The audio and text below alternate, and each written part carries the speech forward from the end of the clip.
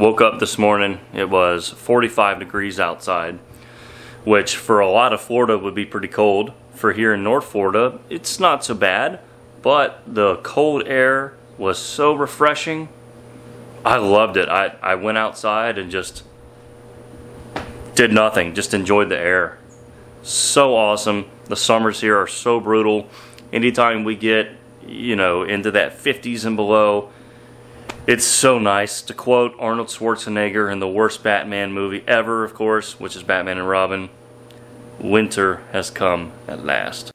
So I've been doing a lot of these layered hand-poured worms lately, okay?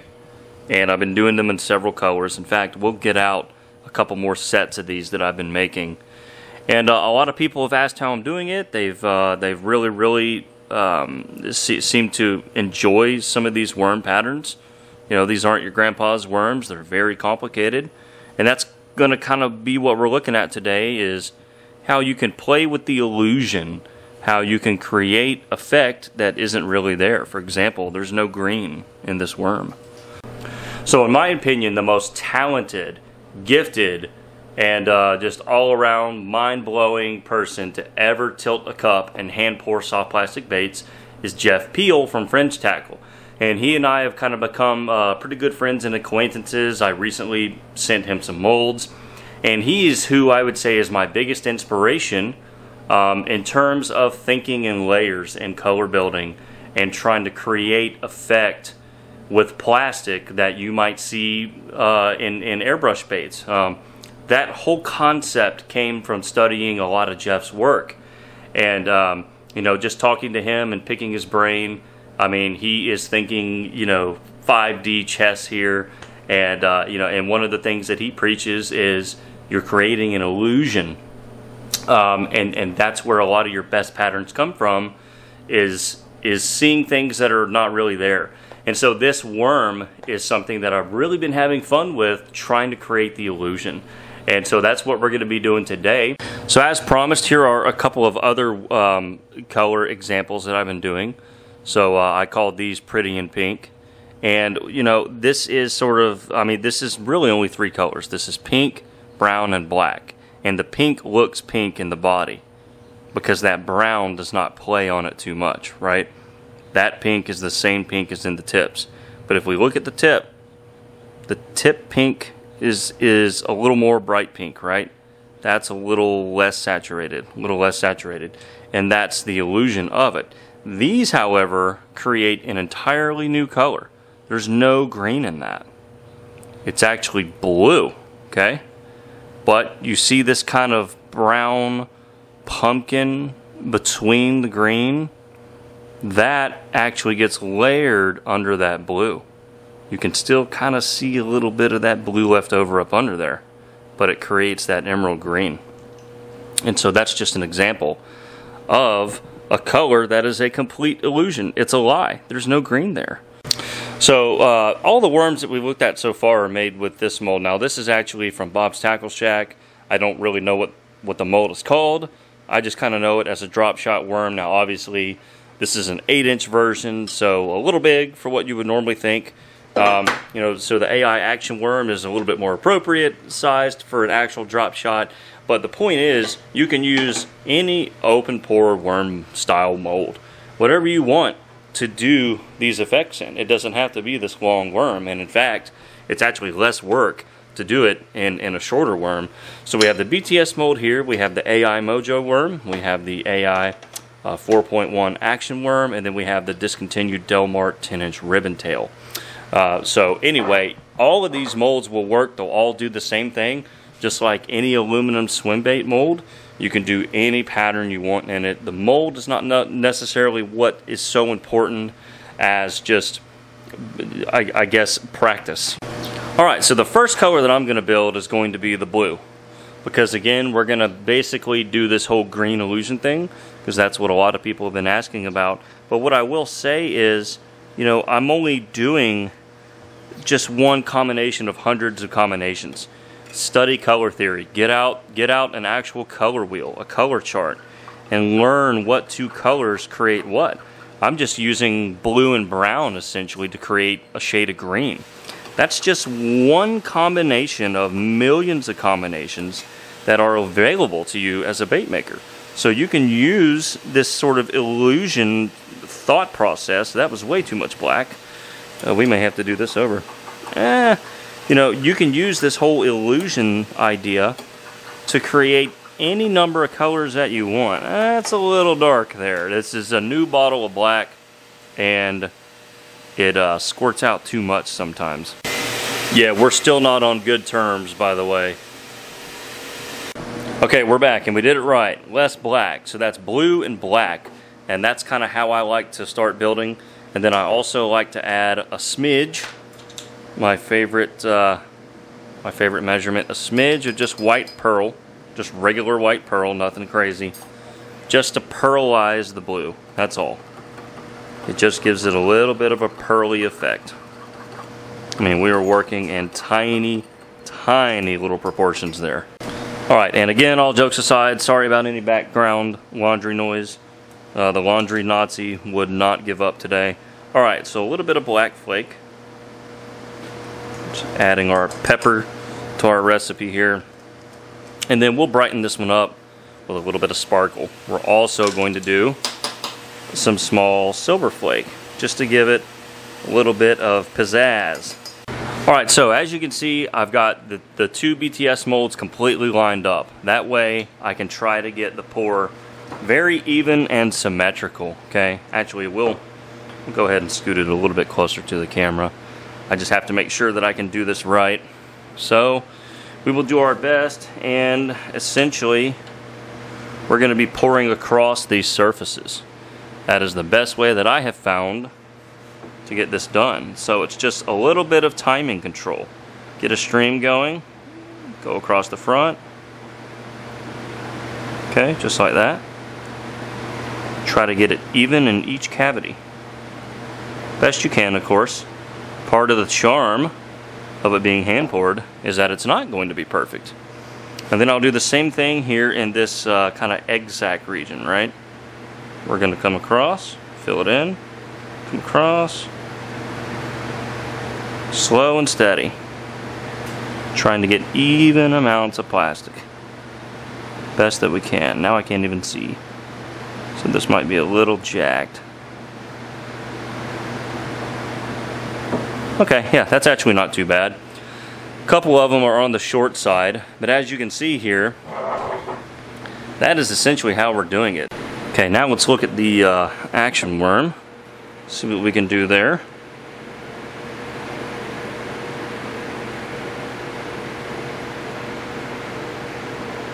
Yeah, something about like that. It's not too bad. You know, and the mold configuration has a lot to do with how the plastic is going to lay in there. So you might get something completely different, and it might not flow like you want it to, but just keep on keeping on.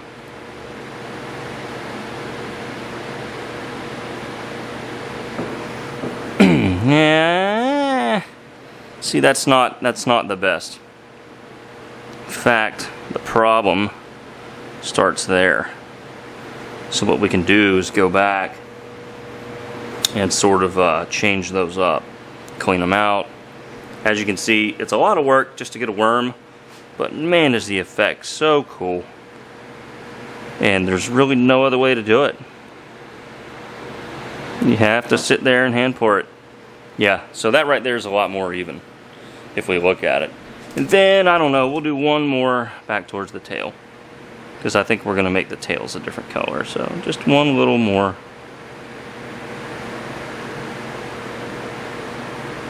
Something just like that.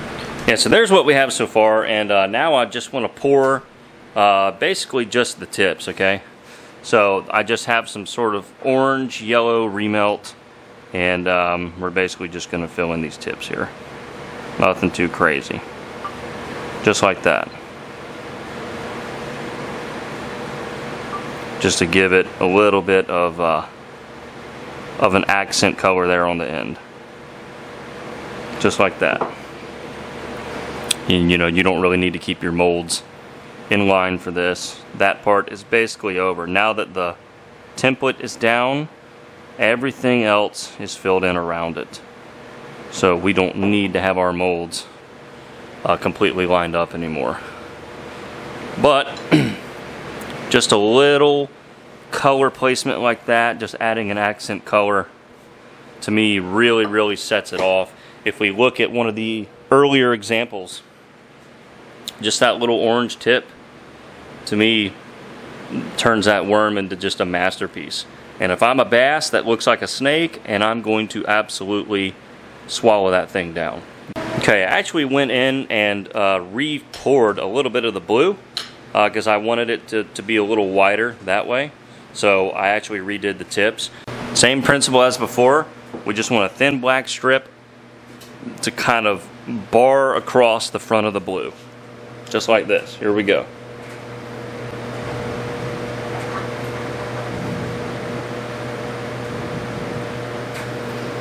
Just like that. It's only right there on that front edge. So again, we'll do this side.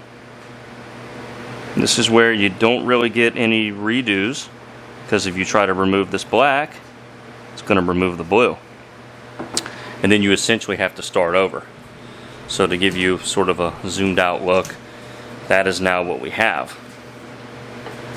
And we're doing that for every surface. This is where it gets a little tedious, but this is how I get that kind of black barring around the colors. You know, you just have to put the plastic there. There's no other way to do it. You have to apply it in there somehow, some way. And, you know, this is how I like to do it. Now we'll do this edge. It's just real subtle, not a lot. Just like that. Perfect. That's very even, actually. That's about as good as I can do it without cheating and using some other apparatus to put the plastic in there.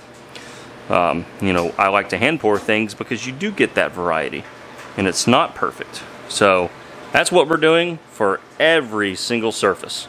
So just like that, and you can see everything has that black bar on every surface. Just like that. And you know, kind of once you get into a rhythm, you can essentially just trace it. You can see here I came down, I circled around, and then I started and went up. That whole thing maybe took 8 seconds. It's just kind of knowing the plastic, knowing the temperature, and really trying to move at an even speed, you know, because it's real easy to, oh, I poured too much and then the black ran way out on this cavity but not that cavity. That's the tricky part. It's just doing it enough to where you can kind of control where it goes. Alright, there it is. We have everything done. Now it's time to build the next color, and then we want to capsule all of these worm cavities. And this is what gives it the magic. Right? So this is going to be a thin capsule of this green pumpkin brown. And then the center of the worm is going to be filled in white pearl. There's so many layers playing off of each other. That's kind of what gives it the magic. So again, a lot of steps for a worm. You know, a lot of people message me about buying these, and I'm like, hey, they'd have to be like $3 a worm, and you know, most people just don't want to pay that for a worm. But it's fun as a bait maker. Nobody else on the lake is going to have something like this, and it's good to build your hand pouring chops. This is a great exercise, and I mean, some of the colors that you can get, because you know what's cool is I know that this creates that green the way I'm doing it, but I never know what green I'm going to get. It's a box of chocolates every time. It's super exciting, and it always turns out fun. Alright, so we're starting with just a little bit of green pumpkin here.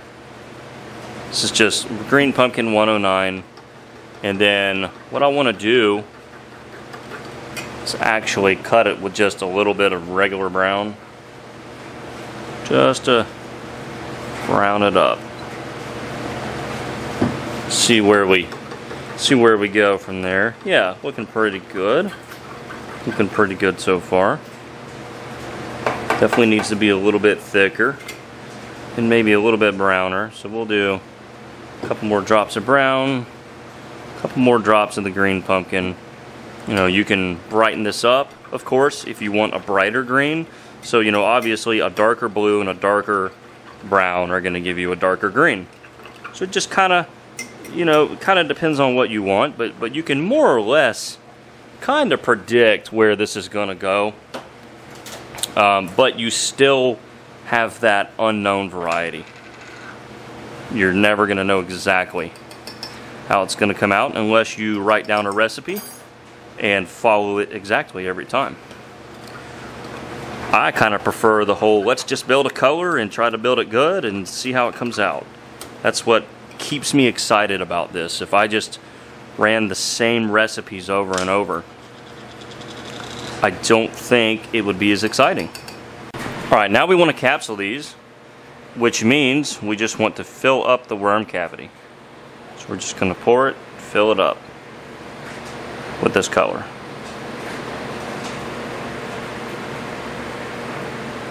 Alright, and then we're going to dump it out, leaving just a thin shell of that kind of green pumpkin, right? Just like that, okay? So you can kind of see now, a little bit, some of that green in there. See that? See how that one's blue? Oh, that one's not blue anymore. Now we're back to blue. It's just sort of an illusion of it. I love it.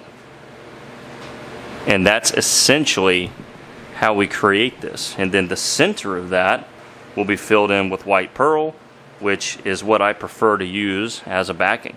You know, you could fill it in with whatever color you wanted up under that shell, but white pearl essentially just makes all the colors pop, because you're not putting any color underneath these layers that are going to then affect the layers adversely.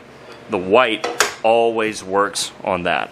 So I'll show you one on this worm. This one's you know, obviously a bit more involved, and we have to fill in this entire thin cavity, and it is thin. This is very, very advanced mold to use, in my opinion. It is not easy one bit. Not for the faint of heart. Okay, then we're just doing the same thing, pouring it out.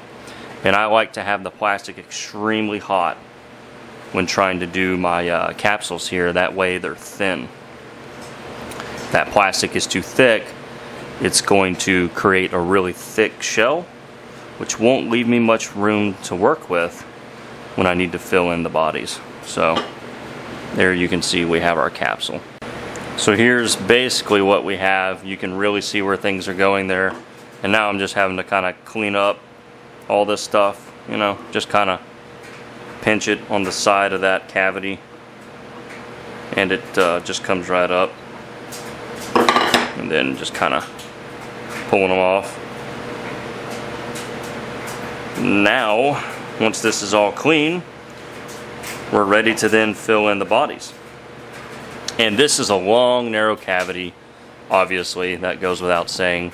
So the white pearl won't necessarily fill in every spot, more or less just between the layers, or between those patterns is where we're just filling in the body. You know, because we want the worm to be a structural, functioning worm, but without that white pearl, you lose a little bit of effect. You could, however, have just as easily just filled the whole thing in with that pumpkin, and it would have looked really good, but the extra step of hollowing them out and filling it in with white pearl just gives it another layer of depth. Alright, now for the final step, just filling this in with some white pearl, and try not to overfill it, you know, because these molds are going to get really hot. And of course that's the cup that doesn't pour cleanly. That's awesome. I may need to transfer this to a different cup. Just filling in that body, that's all. Just a little bit of white pearl down the middle. That's it. Just like that. So the whole thing, you can see, is a hollow shell with some of that pearl filled in. Just clean that up there. Yeah, so that's basically it, y'all. Just like that. And you always want to under pour it a little bit, because that cavity is going to get hot on the griddle, which will make that plastic expand. So there it is. I'll just show you that because these are really long and thin, and it's very difficult for me to pour that plastic in them. So we'll just stick with the Action Worm. It's a little wider and kind of shows you what we're doing a little bit better. All right, and we have finally arrived at the last step. We're just cooking.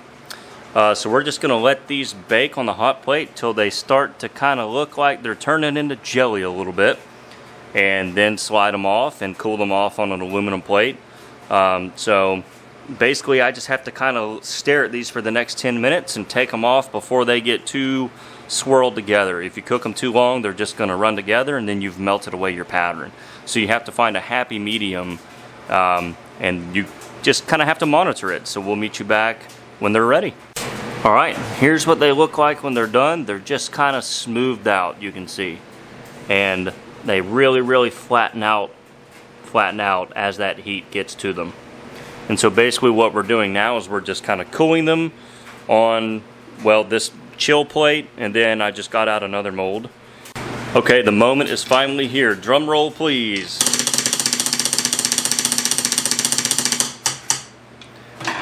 Let's see how these turned out. Most of the time they turn out pretty good, but I guess you never know. Let's go ahead and pull the first bait. Oh yeah, there it is. There it is. Wow. Don't you just love that green? And if you look at it from the side on the top, you can still see that blue, right? But then it's green again. It's an absolutely beautiful kind of snake-like pattern. Again, you can do whatever pattern you want. Imagine that this is black, but then those black bars are that green around it, right? You could invert it essentially. You can get all kind of patterns that are probably gorgeous. Yeah, this is the good stuff, folks. I mean, it is a ton of effort. I'm not gonna lie. I mean, I could have poured a lot of swim baits in the same amount of time that it took just to get these 15 worms. But I mean, what a cool thing that you're just not seeing really anywhere else other than your bait lab, you know? Awesome, awesome. There it is. Now let's check out the AI Action Worms here. Oops, don't want to jack that up. Let's pull one. Oh yeah. Pretty, pretty, pretty. Now this is sort of a shallower, maybe not a shallower cavity, but certainly a wider cavity with a much different taper to it. So it's gonna look a little different. But as you can see, it looks absolutely sexy. That right there is stellar stuff. And it's all about just having the patience to do it, you know. There's really no shortcut to getting it. So there it is. I am thrilled with those. What do y'all think? Please leave me lots of comments down below. And don't forget, we still have more to get out. Oh, heck yeah. Look at that. You can see we got pretty good consistency of placement. You know, they all are about in line. Pretty, pretty, pretty. Yeah. I'm digging it. And you can see the taper of this mold really kind of changed the way that that plastic's in there. It's almost more of a snake pattern on that. To kind of contrast this with one of the ones that I had out before, we'll just kind of lay it down there. You can see, oops, a very, very similar, very, very close. You know, you can see I used a darker brown in between it, but virtually everything's the same.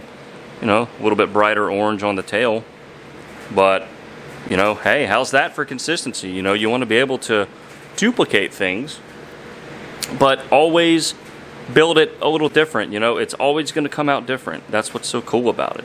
That's essentially the same pattern. This original version was my template today, but here's what we got instead. What do y'all think? Shoot me some comments down below. Let me know which one was your favorite. Do you like today's example? or last month's example, or whenever that was? Did you prefer the long straight worm or the action worm? You know, they both kind of give you a little bit different vibe. So really awesome stuff. Hope y'all enjoyed. You know, the whole point of the video is to not only just show you a really cool technique and how advanced some of this stuff can get, but also to get you thinking in terms of illusion, building new color with layers, which is what we've done a lot on this channel with our swim baits, right? We've done a lot of color building with layers in swim bait molds. You know, there's a lot going on there, but in a worm you don't see it as much. So yeah, give that a shot at home and let me know how it goes. Alright everybody, that's going to wrap this video up. It is a gorgeous fall evening. I hope everybody is having a good weekend.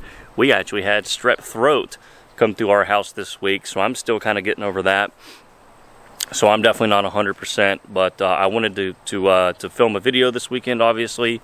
And you know, I'd gotten a lot of questions about those worms, and I was like, well, you know, that'll be a good kind of thinking challenge in terms of color building for anyone who watches the video, and they can then apply that to whatever their favorite mold is. It doesn't have to be a worm, of course. You know, stuff like that obviously works best in a hand pour situation, particularly with aluminum, so that you can use heat to your advantage. But you know, you can take that concept and apply it however you want, and that's what this hobby is all about, is just continuing to advance and try to grow your understanding. Something I'm working on. You know, we're still on just the tip of the iceberg here, folks, so stay tuned for more content. But we got to wrap this one up. I got to get started on dinner, I think. So we will see y'all next time. Like, subscribe, hit the notification bell. We'll see you then.